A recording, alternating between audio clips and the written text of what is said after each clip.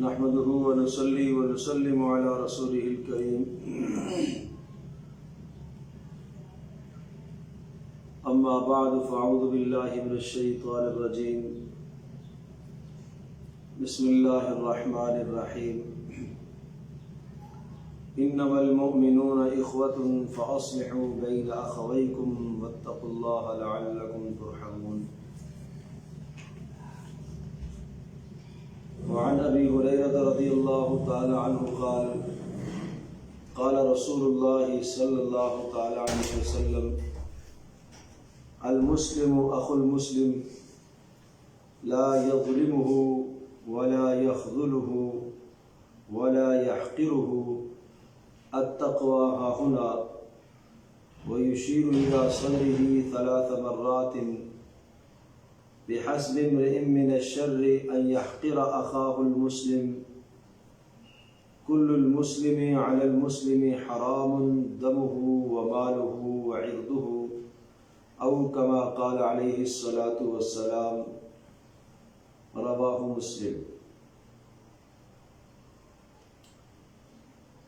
آداب معاشرت کا تسلسل بیان کا چل رہا تھا.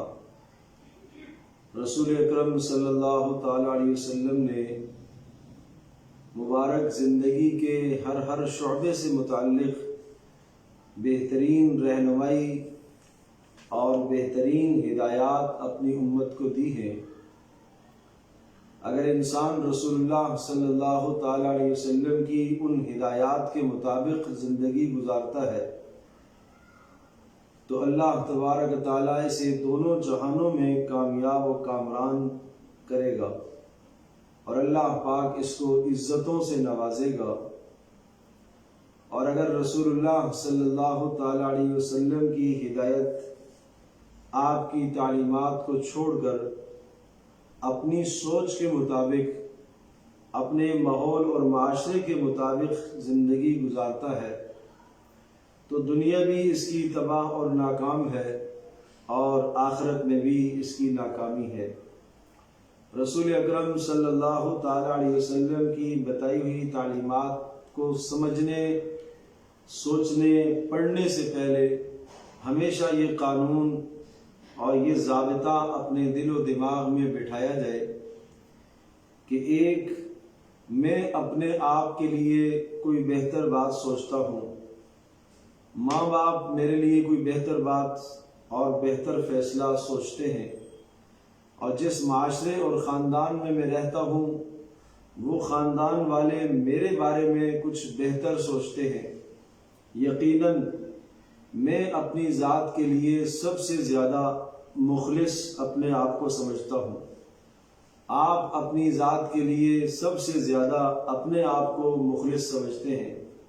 آدمی اپنے ماں باپ کو، بہن بھائیوں کو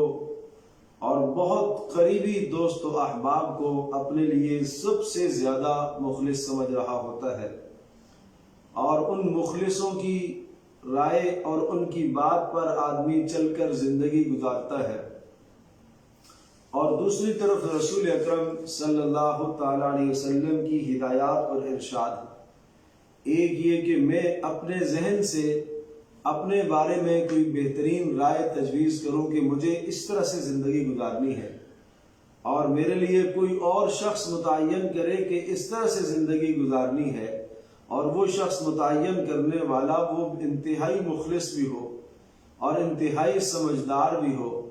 اور انتہائی عقل رکھنے والا بھی ہو. ایک طرف اس آدمی کی سوچ میرے بارے میں یا میری اپنی سوچ میرے بارے میں، اور دوسری طرف رسول اکرم صلی اللہ تعالی علیہ وسلم کی ہدایات، حضرت صلی اللہ تعالی علیہ وسلم کی تعلیمات اور اللہ تبارک تعالیٰ کے فیصلے میرے بارے میں. یقیناً اللہ تبارک تعالیٰ میرے ساتھ جو خیر خواہی فرماتا ہے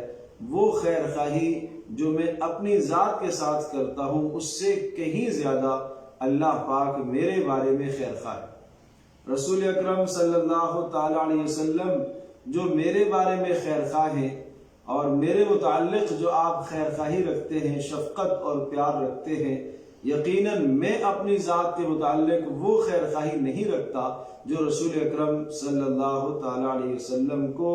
اس امت کے ہر فرد سے خیر خواہی اور پیار اور محبت ہے۔ تو لہٰذا رسول اللہ صلی اللہ تعالی علیہ وسلم کی جو تعلیمات ہوں گی، ان تعلیمات میں ہمارے لیے دونوں جہانوں کے بہت بڑے بھلے اور نفع ہیں۔ حضرت صلی اللہ تعالی علیہ وسلم نے اس مبارک حدیث میں ایک مسلمان کا دوسرے مسلمان کے ساتھ کیا رویہ ہونا چاہیے، آئیے سب سے پہلے ہم یہ نیت کرتے ہیں کہ اس حدیث کو سننے سمجھنے کے بعد انشاءاللہ جو باتیں رسول اللہ صلی اللہ علیہ وسلم نے بتائی ہیں، انشاءاللہ ہم ان باتوں پر عمل کرنے کی بھرپور کوشش کریں گے۔ یقیناً اس مجلس کا مقصد رسول اللہ صلی اللہ علیہ وسلم کی تعلیمات پر عمل کرنا۔ چنانچہ آپ نے ارشاد فرمایا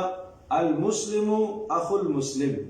سب سے پہلی بات تو یہ ذہن نشین کر لیں کہ ہر مسلمان کا دوسرے مسلمان کے ساتھ رویہ برادرانہ رویہ ہونا چاہیے، بھائی چارگی کا رویہ ہونا چاہیے۔ جس طرح سے ایک آدمی اپنے سگے بھائی سے متعلق، ایک خاتون اپنی بہن سے متعلق، ایک خاتون اپنے بھائی سے متعلق، ایک آدمی اپنی بہن سے متعلق خیر خواہی کو ہمیشہ مد نظر رکھتا ہے اور اس کے نفع کو سوچتا ہے اور اس سے نقصان کو ہٹانے اور دور کرنے کی کوشش کرتا ہے، اسی طرح سے ایک مسلمان کا دوسرے مسلمان کے ساتھ بالکل یہی رویہ ہونا چاہیے۔ ایک مسلمان خاتون کا دوسری مسلمان خاتون کے ساتھ ایسا ہی رویہ ہونا چاہیے۔ جس طرح سے ایک ماں اپنی اولاد کے لیے بہتر سے بہتر سوچتی ہے اور بہترین فیصلے کرتی ہے اور خیر خواہی کا جذبہ رکھتی ہے، اسی طرح سے ایک خاتون کے دل میں اپنی پڑوسن کے متعلق بھی بالکل اسی طرح سے خیر خواہی اور پیار اور محبت کا جذبہ ہونا چاہیے۔ اسلام ہم سے یہ مطالبہ کر رہا ہے کہ آپ جس محلے کے اندر رہتے ہیں، جس سوسائٹی کے اندر رہتے ہیں، جہاں آپ کی زندگی گزر رہی ہے، آپ کے اڑوس پڑوس میں آپ کے ساتھ رہنے بسنے والے جو دیگر مسلمان ہیں، وہ سب کے سب آپ کے بھائی ہیں۔ اسلام ہم سے اس بھائی بندی کا مطالبہ کرتا ہے، اور یہ بھائی بندی کا مطالبہ اس لیے ہے کہ تم سب کے سب آدم و حوا کی اولاد ہو، اور اللہ تبارک تعالیٰ نے حضرت آدم علیہ السلام کو مٹی سے پیدا فرمایا، اور کسی عربی کو اجمی پر، کسی کالے کو گورے پر، کسی گورے کو کالے پر، اور کسی کو کسی پر کوئی فضیلت حاصل نہیں ہے الا بتقوی اللہ، مگر جس کے دل میں اللہ کا ڈر ہوگا وہ اللہ کے نزدیک زیادہ قیمتی ہے۔ تو ایک اصول تو یہ سمجھایا کہ ایک مسلمان کے دل میں اپنے مسلمان بھائی کے متعلق وہی خیر خواہی ہونی چاہیے جو اپنے سگے بھائی سے متعلق آدمی خیر خواہی رکھتا ہے۔ جو جذبات اپنے بھائی کے متعلق، جو جذبات اپنی بہن سے متعلق رکھتا ہے، جو جذبات اپنے گھر کے فرد کے ساتھ رکھتا ہے، ہمدردی والے جذبات، خیر خواہی والے جذبات، ایثار اور قربانی والے جذبات، ایک مسلمان کو چاہیے کہ دوسرے مسلمان کے ساتھ بھی اسی طرح کے جذبات رکھے۔ حضرت صلی اللہ تعالی علیہ وسلم نے اس امت کو بہت بلند مقام عطا فرمایا، اور یہ جذبات صرف یہاں تک نہیں بلکہ کمال ایمان کی نشانی بتائی۔ اس لیے ارشاد فرمایا کہ تم میں سے کوئی شخص اس وقت تک صاحب ایمان نہیں ہو سکتا، اس کے ایمان میں کمال نہیں ہو سکتا، حتی یحب لأخیہ ما یحب لنفسہ، کہ میں اپنے پڑوس میں اپنے عزیز یا رشتہ دار، اپنے مسلمان بھائی کے ساتھ کتنی خیر خواہی کروں؟ کہاں اتنی خیر خواہی آپ کو کرنی ہے جو خیر خواہی آپ کو اپنی ذات کے لیے کرنی ہے، جو آپ اپنی ذات کے لیے چاہتے ہو، وہی خیر خواہی، وہی جذبہ ایک مسلمان کے لیے آپ کے دل میں ہونا چاہیے۔ یہ کمال ایمان کی نشانی بتائی۔ کمال ایمان نماز پر، کمال ایمان روزے پر، ایمان کی تکمیل اخلاق پر فرمائی ہے۔ ان عادات و اخلاق پر آپ کے ایمان میں کمال پیدا ہوگا کہ آپ اپنے سگے بھائی کے ساتھ جو خیر خواہی رکھتے ہو وہ تو ہے ہی ہے، اور آپ اپنے پڑوسی کے ساتھ کون سی خیر خواہی رکھیں؟ فرمایا اس طرح سے خیر خواہ اپنے پڑوسی کے لیے آپ بن جائیں جس طرح سے آپ اپنی ذات کے لیے خیر خواہ ہیں اور اپنی ذات سے نقصان کو دور کرنے کی کوشش کرتے ہیں اور اپنی ذات کے لیے نفع سوچتے ہیں، اسی طرح سے اپنے عزیز اپنے پڑوسی کے لیے بھی آپ خیر کو سوچیں اور نفع کو سوچیں۔ حضرت صلی اللہ علیہ وسلم نے مزید اس کی وضاحت کرتے ہوئے ارشاد فرمایا، جب مسلمان کا بھائی ہے تو پھر لا یظلمہ، مسلمان پر ظلم نہیں کیا کرتا۔ کیا بھلا کوئی بھائی بھی اپنے بھائی پر ظلم کرے گا؟ کیا کوئی بھائی اپنی بہن پر ظلم کرے گا؟ کیا کوئی بہن اپنے بھائی پر ظلم کرے گی؟ کہ جب ایک بھائی اپنے بھائی پر ظلم کرنے کو گوارا نہیں کرتا، ایک بھائی اپنی بہن پر یا بہن اپنے بھائی پر ظلم کرنے کو گوارا نہیں کرتی، تو اسی طرح سے آپ کو ایک مسلمان پر بھی ظلم کرنا گوارا نہیں ہونا چاہیے۔ ظلم کیسے ہوتا ہے؟ ظلم کی کئی صورتیں۔ اگر آپ نے اپنے مسلمان کو بھائی کو زبان سے اذیت دی، یہ بھی ظلم ہے۔ اگر آپ نے اس کے مال کو نقصان پہنچایا، یہ بھی ظلم ہے۔ اگر آپ نے اس کی عزت کو نقصان پہنچایا، یہ بھی ظلم ہے۔ ظلم کا معنی صرف تھپڑ لگانا نہیں ہے، ظلم کا مطلب صرف قتل کرنا اور مارنا نہیں ہے۔ ظلم اس کو بھی کہیں گے کہ اپنے مسلمان کو کسی بھی طرح سے نقصان پہنچانا، یہ ظلم کے زمرے میں آتا ہے۔ اس لیے فرمایا نہیں، مسلمان کے لیے ظالم نہیں ہوا کرتا، مسلمان کے لیے خیر خواہ ہوتا ہے۔ تیسری بات ارشاد فرمائی، ولا یسلمہ، مسلمان کو بے یار و مددگار نہیں چھوڑا کرتا۔ اگر آپ کے پڑوس میں، آپ کے اعزاء، آپ کے اقرباء میں کوئی شخص ایسا ہے جس کو آپ کی مدد کی ضرورت ہے اور آپ یہ کہیں کہ نہیں، مجھے کوئی اس کی مدد نہیں کرنی اس لیے کہ میں نے 4 دن پہلے اس کے ساتھ مدد کی تھی، اس نے برا رویہ میرے ساتھ رکھا، یہ آپ کے لیے جائز نہیں ہے۔ اس کا برا رویہ وہ جانے، اس کا اللہ جانے۔ آپ کو جو حکم ہے، مجھے جو حکم ہے کہ اگر وہ مسلمان ہے، اس کے دل میں اسلام و ایمان ہے، اللہ اور اس کے رسول صلی اللہ علیہ وسلم کا نام اس کے پاس موجود ہے اور یہ عظیم الشان کلمہ اس کے پاس موجود ہے، تو لازمی ہے کہ اپنے اس مسلمان بھائی کو بے یار و مددگار مت چھوڑیے۔ ایک حدیث میں یہ ارشاد فرمایا کہ اگر کوئی آدمی اپنے مسلمان بھائی کی مدد کر سکتا ہے، جانی مدد، مالی مدد، زبانی مدد، کسی بھی قسم کی مدد کر سکتا ہے اور مدد کی استطاعت اور طاقت ہونے کے باوجود بھی مدد نہیں کرتا، تو ایک وقت ایسا آئے گا کہ جب یہ مدد کا محتاج ہوگا تو اللہ بھی اس کو بے یار و مددگار چھوڑ دے گا، اللہ بھی اس کی مدد نہیں کرے گا۔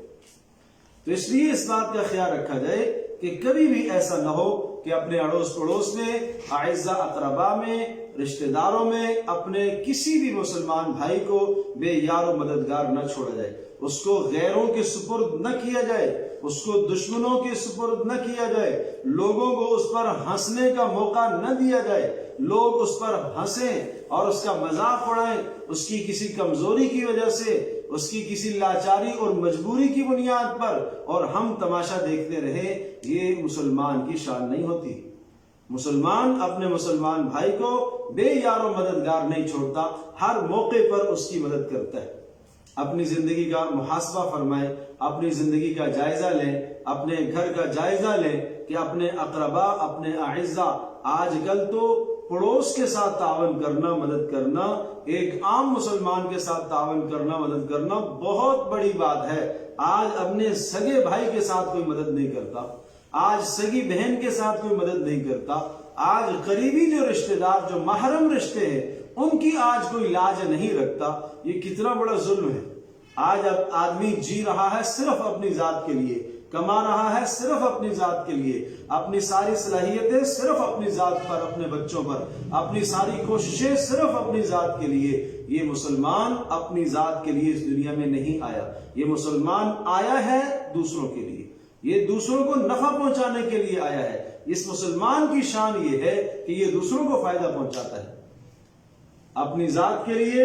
اپنی اولاد کے لیے، اپنی ذات کے لیے جینا، اپنی اولاد کے لیے صرف جینا، یہ تو جانور بھی کرتے ہیں،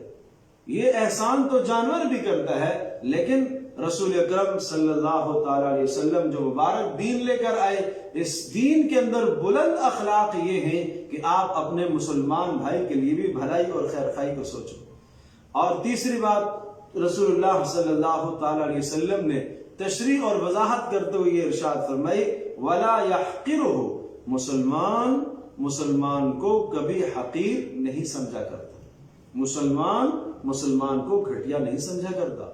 مسلمان کی کسی کمزوری سے فائدہ اٹھا کر اس کو حقیر نہیں جانتا۔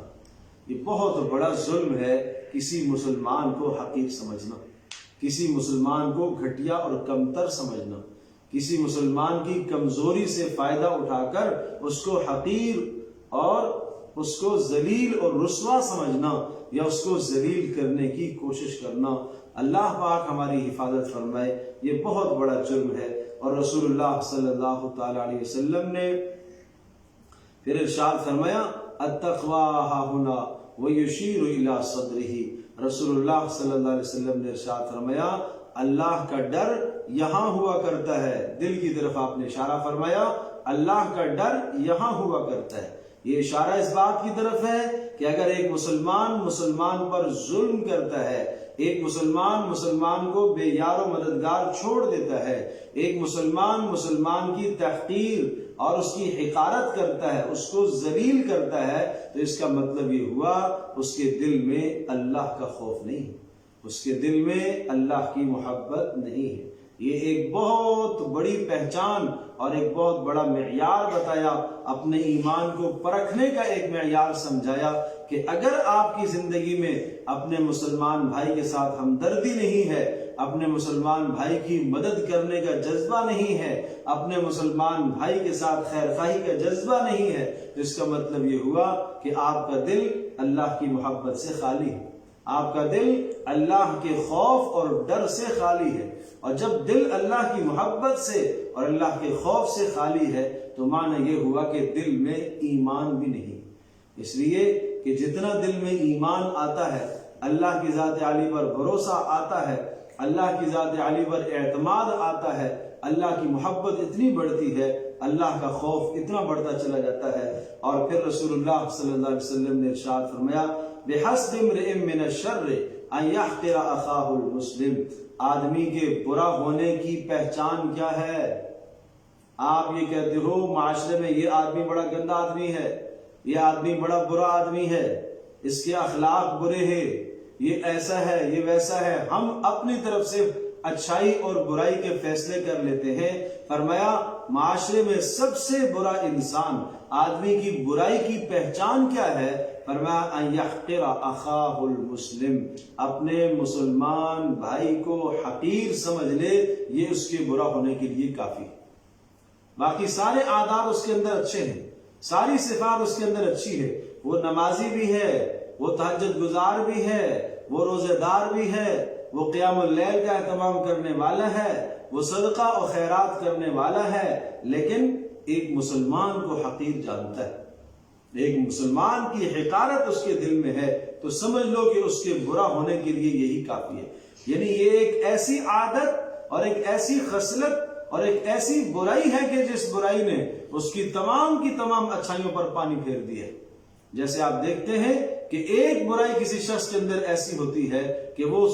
سب اس کی اچھائیوں پر پانی پھیر دیتی ہے، بالکل اسی طرح سے یہ برائی مسلمان کو حقیر جاننا ایسی برائی ہے کہ اس نے اس کی تمام اچھائیوں پر پانی پھیر دیا۔ اور پھر آپ نے ارشاد فرمایا، کل المسلم علی المسلم حرام دمہ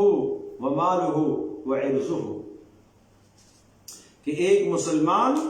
دوسرے مسلمان کے لیے کیسا ہونا چاہیے؟ فرمایا ایک مسلمان پر دوسرے مسلمان کا خون قابل احترام ہے، ایک مسلمان پر دوسرے مسلمان کا مال قابل احترام ہے، ایک مسلمان پر دوسرے مسلمان کی عزت قابل احترام ہے۔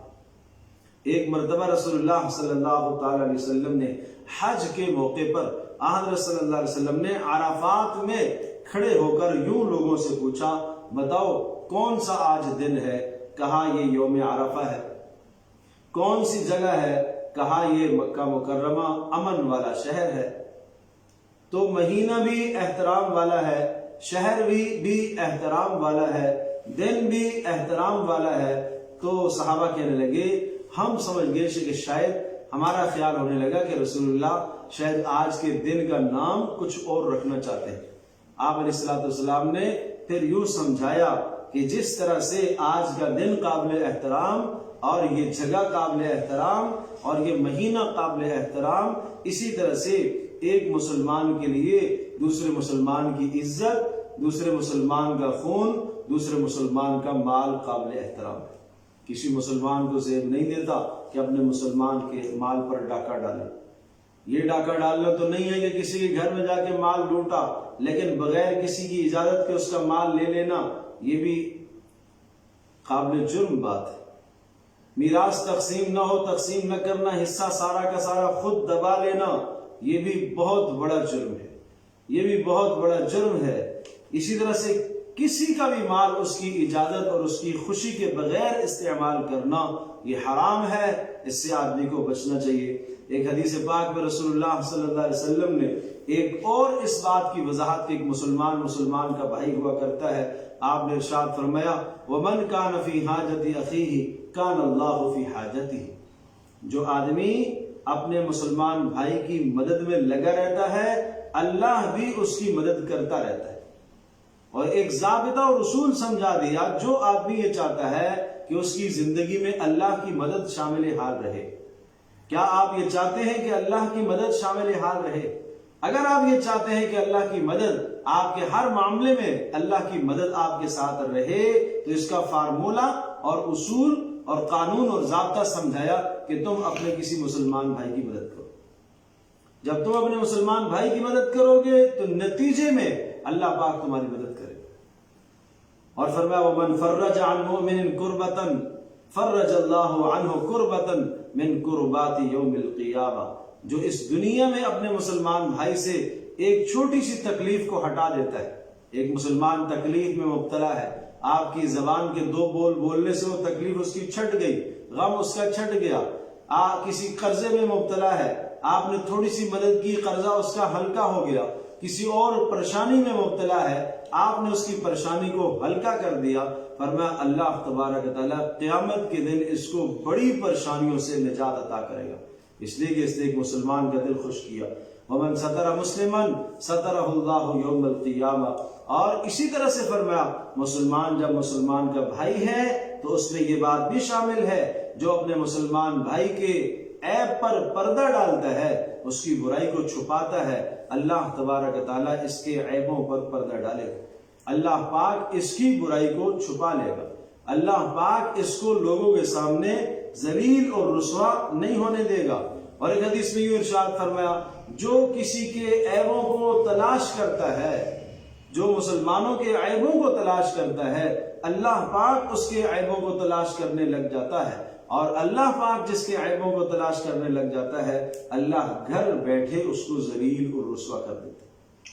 تو اس طرح سے ہمیں اپنا وقت اس طرح سے گزارنا چاہیے، ہمیں اسلامی معاشرے میں اس طرح سے رہنا چاہیے، ایک مسلمان کے ساتھ اس طرح سے خیر خواہی کے جذبات ہوں کہ ایک جو سگے بھائی کے ساتھ یہاں سے بھی آگے اپنی ذات کے لیے جو آدمی خیر خواہی چاہتا ہے، وہ خیر خواہی ایک مسلمان بھائی کے لیے ہو، مسلمان پر ظلم نہ ہو، مسلمان کو بے یار و مددگار نہ چھوڑا جائے، اور مسلمان کی حقارت کبھی بھی دل کے اندر نہ آئے، مسلمان کے مال کا احترام کیا جائے، اس کی جان کا احترام کیا جائے، اس کی عزت کا احترام کیا جائے، اور مسلمان اگر کسی پریشانی میں ہے تو اس کے ساتھ مدد کر کے اس کی پریشانی کو دور کیا جائے۔ اگر مسلمان کا کوئی عیب اور برائی سامنے آ جاتی ہے تو اس برائی پر پردہ ڈال کر اور اس برائی کو تشہیر نہ کیا جائے۔ ان الذین یحبون ان تشیع الفاحشہ، جو لوگ اس دنیا میں بے حیائیوں کو عام کرتے ہیں اور لوگوں کے عیوب کو، لوگوں کی برائیوں کو وہ پھیلاتے ہیں، ان کے لیے سخت عذاب کی وعید ہے۔ دنیا میں بھی ان کو عذاب ہوگا ذلت اور رسوائی کا، اور آخرت میں بھی ذلت اور رسوائی کا عذاب ہے۔ اللہ پاک ہم سب کی حفاظت فرمائے، اللہ ہم سب کو عمل کرنا ہم سب کے لیے آسان